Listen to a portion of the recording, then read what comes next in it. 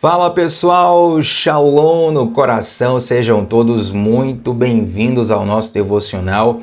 Abre a sua Bíblia comigo na segunda carta de Paulo a Timóteo, capítulo 1, versículo 12. Estamos nessa semana meditando nesse verso em especial e em cada dia dando um enfoque diferente. Inclusive, eu fico feliz que algumas pessoas tenham essa experiência de meditar no mesmo texto mais de uma vez e perceber que ele dificilmente se esgota. Você acha que já entendeu tudo do texto, já aplicou tudo do texto, mas tem sempre uma novidade, tem sempre algo mais profundo, tem sempre uma informação, uma revelação, uma direção que Deus vai semeando em nosso coração conforme a gente vai ruminando, mastigando e digerindo aquele texto. Então, se você está aqui pela primeira vez, vem com a gente, se inscreve no canal agora mesmo. Estamos juntos de segunda a sexta, às 7h30 da manhã, onde sempre começamos o dia mergulhando na palavra de Deus. Hoje no formato vertical. Eu sei que tem algumas pessoas que, principalmente quem assiste pela televisão, fala assim, eu prefiro como devocional e na horizontal, mas quem está pelo celular certamente até prefere na vertical também, porém o mais importante mesmo é o conteúdo e a palavra de Deus, e é ela que nos sustenta. Vamos lá, gente. 2 Timóteo, capítulo 1, verso 12, diz o seguinte: por essa causa também sofro, mas não me envergonho. Mais uma vez, por essa causa também sofro, mas não me envergonho, porque sei em quem tenho crido e estou bem certo de que ele é poderoso para guardar o meu depósito ou tesouro, em outras versões, até aquele dia. Temos nos perguntado nessa semana, todos os dias aqui nos devocionais, será que nós sabemos de fato em quem temos crido? E hoje a pergunta ela é um pouco diferente. A pergunta é, que causa é essa que gerava sofrimento a Paulo? Ele começa o versículo dizendo, por esta causa sofro, mas não me envergonho. É interessante que o sofrimento ele pode ter várias razões, certo? Não necessariamente o sofrimento advém de algo ruim. Não necessariamente o sofrimento é uma punição de Deus por algo errado que você fez. Eu sempre faço questão de enfatizar que Jesus ele foi o cara certo, no lugar certo, na hora certa, fazendo a coisa certa, da forma certa. E ninguém sofreu mais do que Jesus. Então, só por esse exemplo, você já percebe que o sofrimento ele não é necessariamente uma punição. É claro, e eu reconheço, nós precisamos reconhecer que existem alguns sofrimentos que nós passamos por conta de decisões moralmente ruins. É o pecado. O pecado normalmente é uma decisão moral ruim. Você tem o certo e tem o errado. Você faz o errado e vai colher daquele erro uma consequência. Sim, então o sofrimento ele pode ter como origem a prática de um pecado, uma escolha moralmente ruim. Mas o sofrimento, ele também faz parte da dinâmica humana. Um bebê, ele já nasce chorando, certo? Ele já nasce ali chateado e reclamando porque alguém tirou ele do lugar de conforto, numa temperatura confortável, estava quietinho ali na barriga da mãe e ele já nasce chorando. Porém, gente, existem alguns tipos de sofrimento que não envolvem necessariamente uma decisão moral, por assim dizer. Digamos que você vai fazer um Pix para alguém, uma transferência para alguém, e sem querer você digita a chave Pix errada e aí você acaba transferindo o dinheiro para uma outra pessoa, você não consegue resgatar o dinheiro e tal, é um problemaço, isso é um sofrimento mesmo. Mas isso não tem a ver com a decisão moral, isso não tem a ver com pecado, sabe? Talvez alguém diga assim, não, Tiago, a pessoa está pagando o preço ali por algum pecado que ela cometeu. Nem sempre, às vezes é só desatenção. Às vezes é só uma mente que está acelerada demais, muitos pensamentos, a pessoa se passou na hora de digitar um número, uma letra, e aí transferiu errado. Eu não desejo isso para ninguém. Eu sei que isso aqui chateia todo mundo que passa por isso. Mas note que sofrimentos acontecem também por circunstâncias da vida. Você precisava chegar num lugar no horário, seu ônibus atrasou, teve um engarrafamento na estrada, você não chegou, paciência. Acontece. Mas Paulo não está aqui falando nem de pecado, nem de acidente da vida. Quando ele diz, por essa causa sofro, essa causa é o Evangelho. E aqui vem aquele momento onde todos os Nutellas vão sair do devocional. Que é o momento onde nós começamos a falar do Evangelho como ele é, e não necessariamente como ele é apresentado muitas vezes aí. Para muitos, o Evangelho é como uma caixinha de promessas. Qual é a bênção que vai vir sobre minha vida hoje? E muitas vezes a bênção que vem sobre nossas vidas é um confronto. Muitas vezes a bênção que vem sobre as nossas vidas é um conserto. Muitas vezes a bênção que vem sobre as nossas vidas é algo que vai remover algumas estruturas internas nossas. O apóstolo Paulo, ele sabia porque ele estava sofrendo. E essa causa do sofrimento dele era o evangelho. Basicamente, ele está dizendo o seguinte: eu estou preso, estou escrevendo essa carta para você, preso, Timóteo. Né? Então estou sofrendo aqui por causa do evangelho, mas eu não me envergonho. Eu sei que eu estou passando esse perrengue aqui por acreditar em Deus, por ser fiel a Jesus. E deixa eu te relembrar isso. A sua fé em Jesus Cristo, ela vai te gerar diversos perrengues. Não é só um, diversos perrengues. Às vezes um perrengue dentro da sua própria casa. Às vezes um perrengue dentro do seu próprio lugar de trabalho. Às vezes vai gerar ali um choque com alguém que não aceita a sua fé, não entende a sua fé. Às vezes não respeita a sua fé, certo? Que é diferente, você não entender e não respeitar, né? O certo é, mesmo que você não entenda, respeite. Mas tem gente que chega ao mesmo nível de desrespeito, da zombaria e de uma série de coisas.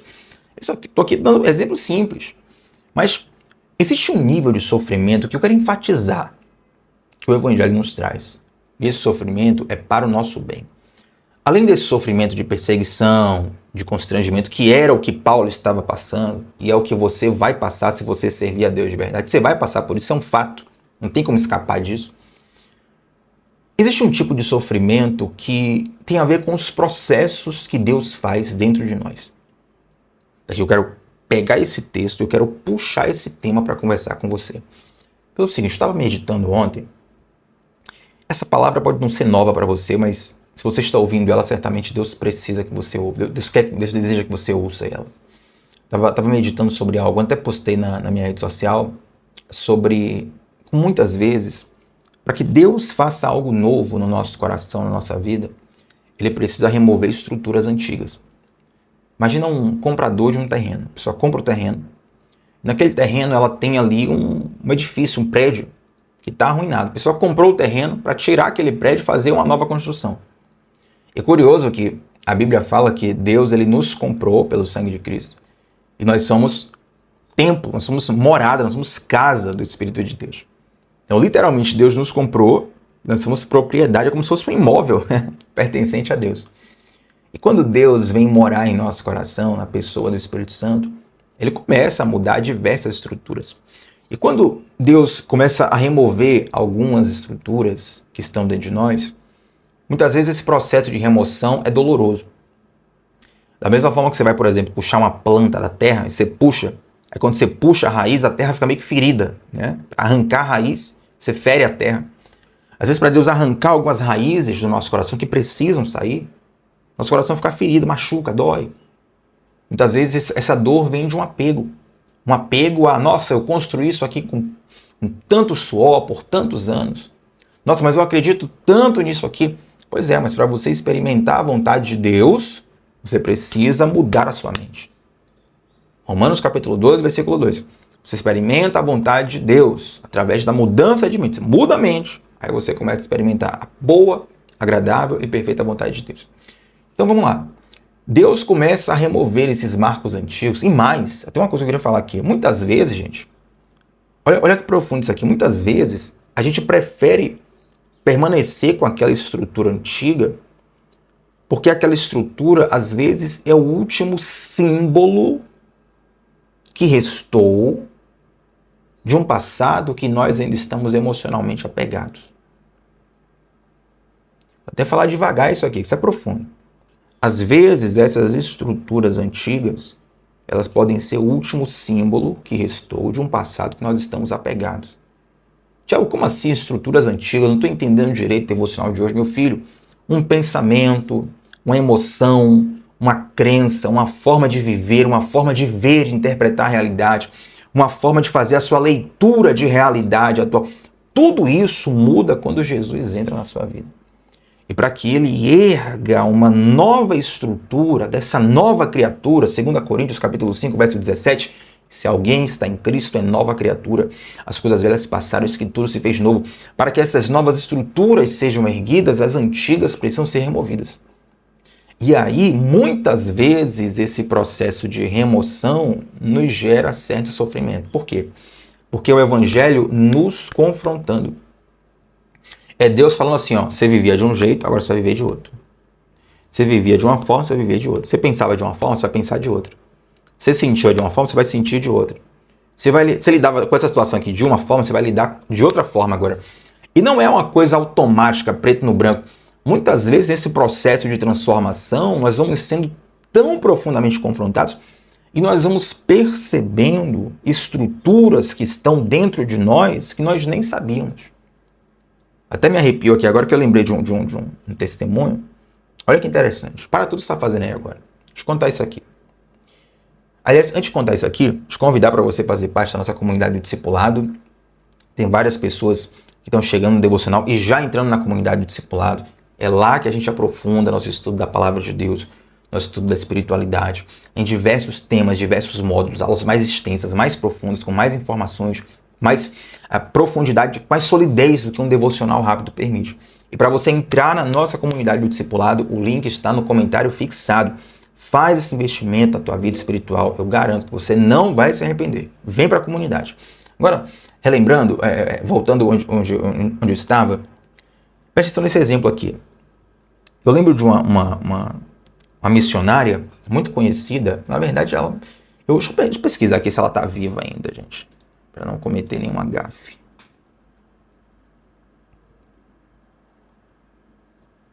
Deixa eu ver aqui.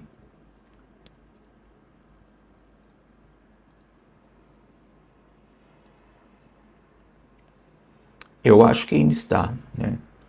A missionária Analzira. A minha mãe com certeza vai lembrar do nome dela, porque minha mãe era uma mantenedora para a honra e glória de Deus, né? Como muitos irmãos são ao redor do Brasil.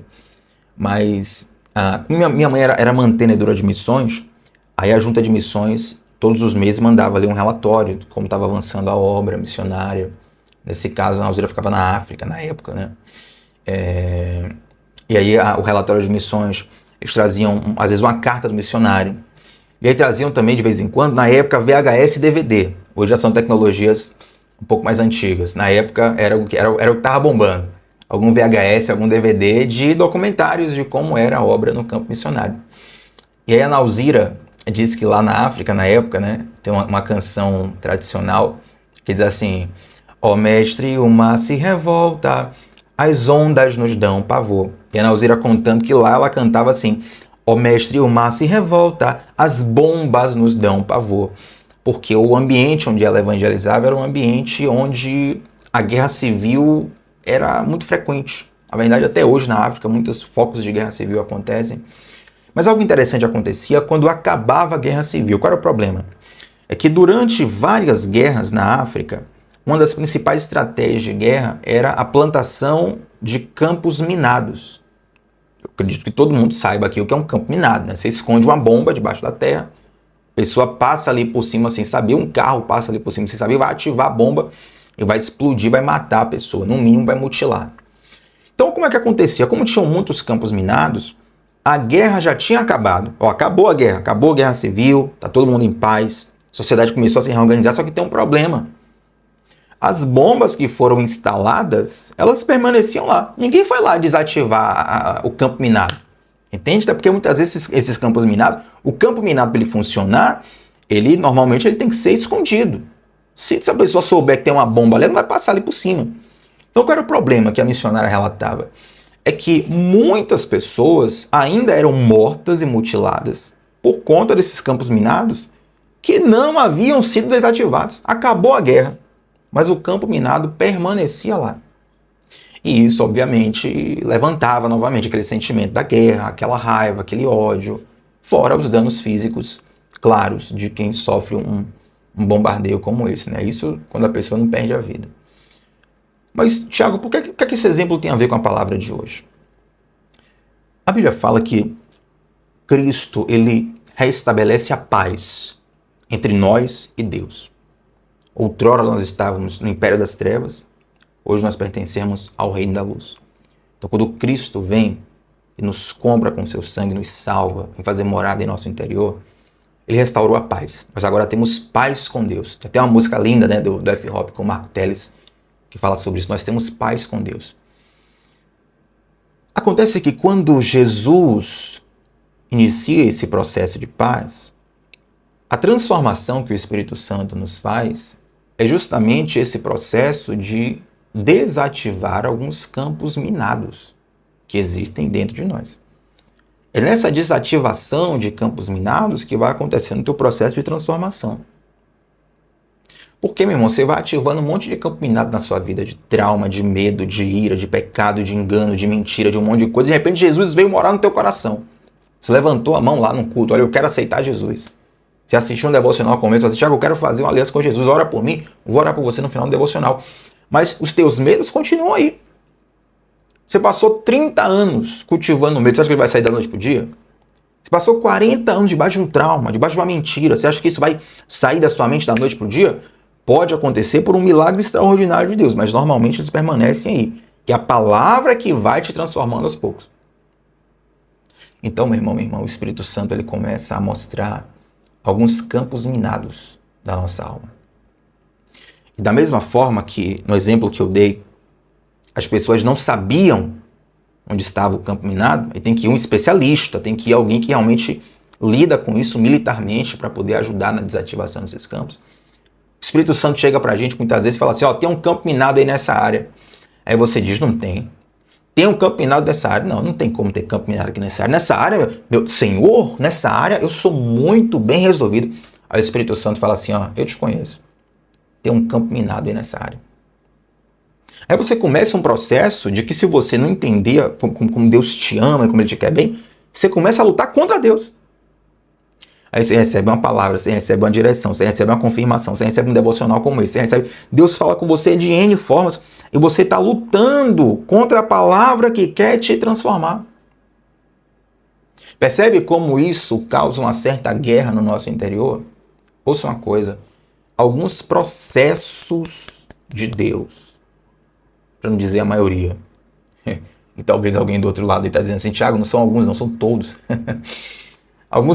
Muitos processos de Deus, ou quase todos, ou quem sabe todos, eles nos provocam algum nível de desconforto. E alguns níveis de desconforto chegam até a nos desencorajar. Você pensa assim, rapaz, antes de ter uma aliança com Jesus, estava mais fácil viver. Eu não tinha tanta luta. Quem é que nunca ouviu alguém falar isso, gente? Parece que as lutas aumentaram depois de que eu comecei a servir Jesus. Essas lutas aumentaram porque agora, meu irmão, tem um processo de desativação de campo minado. Porque agora tem um processo de arrancar raízes que estavam enraizadas em você e não doía porque não tinha ninguém arrancando. Porque agora começou um processo de demolição de estruturas antigas, de estruturas velhas, de coisas que tem que sair. Porque Deus quer erguer algo novo na tua vida. Deus quer levantar algo novo no teu coração. E para que essas coisas novas sejam levantadas, o antigo tem que ser removido. Para que a verdade... Quando a verdade começa a se estabelecer, a própria mentira se destrói. Compreende? Então, é importante saber que nem todo sofrimento vai ser porque você pecou. Nem todo sofrimento vai ser por você estar num mundo caído. Tem alguns sofrimentos que nós vamos passar por causa do Evangelho. Aí o apóstolo Paulo complementa dizendo assim, ó, mas eu não me envergonho. O apóstolo Paulo era, meu Deus, eu tenho que conversar com esse cara quando ele for para o céu, porque era um nível assim, de revelação muito. E aí ele fala assim, por essa causa eu sofro, mas não me envergonho. Olha, eu entendo que eu estou passando por um sofrimento aqui, mas eu não quero abrir mão dessa causa não. E é esse sentimento, é essa palavra que Deus quer soprar no teu coração hoje, nesse devocional. O fato de que o fato de que os processos sejam dolorosos, ou demorados, ou sofríveis, não é um convite para você abandonar esse sofrimento. Porque às vezes vem essa voz. Às vezes vem essa voz na sua mente. Olha, isso aí, joga para cima, esquece isso aí. Era mais fácil quando você não ficava pensando nisso, está com a mente apertada agora. Meu irmão, minha irmã, eu te convido a você verificar os frutos da palavra de Deus na sua vida. Porque essa mesma palavra que te gera confronto, que te gera desconforto, essa mesma palavra também te gera paz, também te gera justiça, também te gera alegria no espírito. e te dá um nível de regozijo e satisfação que nada nesse mundo pode te dar. Nada nesse mundo pode te dar. É por isso que é preferível sofrer com Cristo do que errar, como diz a canção, né? Acho que é essa canção mesmo, que fala assim, sofrer contigo é bem melhor do que errar, né? Ainda que pra te servir, ó Deus, eu tenho que chorar. Sofrer contigo é bem melhor do que errar. Existem alguns sofrimentos que o Senhor nos convida. Mas já como assim, convidar para sofrimento? Ouça uma coisa, ele nunca vai te abandonar. Deus nunca vai te mandar para um lugar que ele vai dizer assim, ó, vá você, eu não vou não. Todo lugar que Deus te convida para estar, ele já está. Nas horas escuras da vida, Jesus está lá, meu irmão. Todo o processo, Deus passa junto contigo. E essa companhia, essa presença de Deus, ela é fundamental para que a gente viva esses processos dolorosos, desconfortáveis, sofríveis muitas vezes, de uma forma saudável. Paulo tinha plena convicção, estou sofrendo por causa do evangelho, mas não me envergonho, não me arrependo, não quero voltar atrás não, não quero anular isso aqui não. Eu sei porque eu estou sofrendo e eu sei em quem tenho crido. Olha a palavra de novo nos encontrando. E também sei que ele é poderoso para guardar o meu tesouro, guardar o meu depósito. Olha, tem um tesouro, tem um depósito, tem uma graça, o que eu estou ganhando nesse processo é infinitamente maior do que o sofrimento que eu passo nele. O evangelho é isso.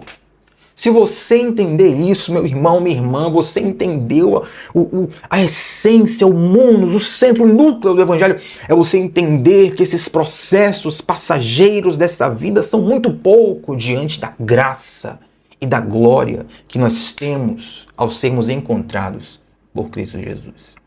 Eu poderia buscar outras palavras melhores, outros exemplos melhores, outras formas melhores de transmitir isso.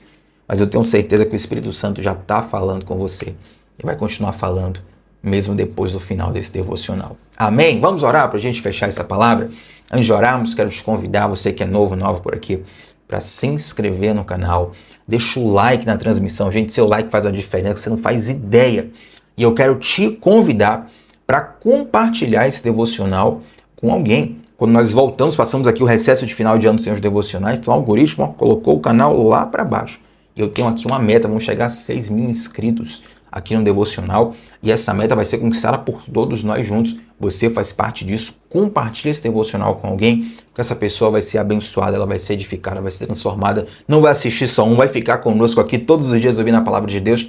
Isso vai ser uma corrente de bênçãos para a glória do Senhor em muitas vidas, muitas famílias, muitos lares onde esse devocional chega. Gente, como nós temos também uma preocupação de edificar e ampliar o conhecimento da palavra de Deus, eu quero te convidar para estar no nosso grupo exclusivo, grupo fechado no WhatsApp, onde eu envio todos os dias o link dos devocionais e envio também as minhas anotações pessoais do devocional para você estudar todos os dias gratuitamente. É só estar lá no grupo de WhatsApp. Então, para entrar no grupo, comentário fixado, para entrar na comunidade do discipulado, que é a nossa plataforma de estudos da palavra de Deus, comentário fixado também, os 2 links lá para você acessar e estarmos juntos em nome de Jesus. Vamos orar ao Senhor? Pai, nós somos gratos a Ti, Senhor, por essa palavra. Quero te fazer, Senhor Deus, uma oração especial por todos aqueles que estão enfrentando sofrimentos por causa do Evangelho. Pessoas que estão passando por processos dolorosos de transformação, de confronto, de saída da zona de conforto. Meu Senhor Deus, eu quero te pedir que essa palavra seja uma ferramenta para que nos corações haja a convicção, primeiro, que o Senhor está no controle de tudo. Que nós sabemos em quem temos crido. Que o Senhor é poderoso. E mais, a convicção de que todo esse sofrimento, toda essa tribulação, de que as aflições dessa vida, elas não se comparam com a glória que há de vir. E não se comparam com a graça que já recebemos hoje. Senhor Deus, eu te peço, reanima o coração do abatido, da abatida, nesse momento, em nome de Jesus. Derrama o teu fôlego de vida, derrama o teu sopro, derrama o teu entusiasmo. Derrama, Deus, a tua graça uma vez mais. Nós te agradecemos por tudo que o Senhor tem feito por nós e em nós, para a honra e glória do seu nome. Em nome de Jesus. Amém.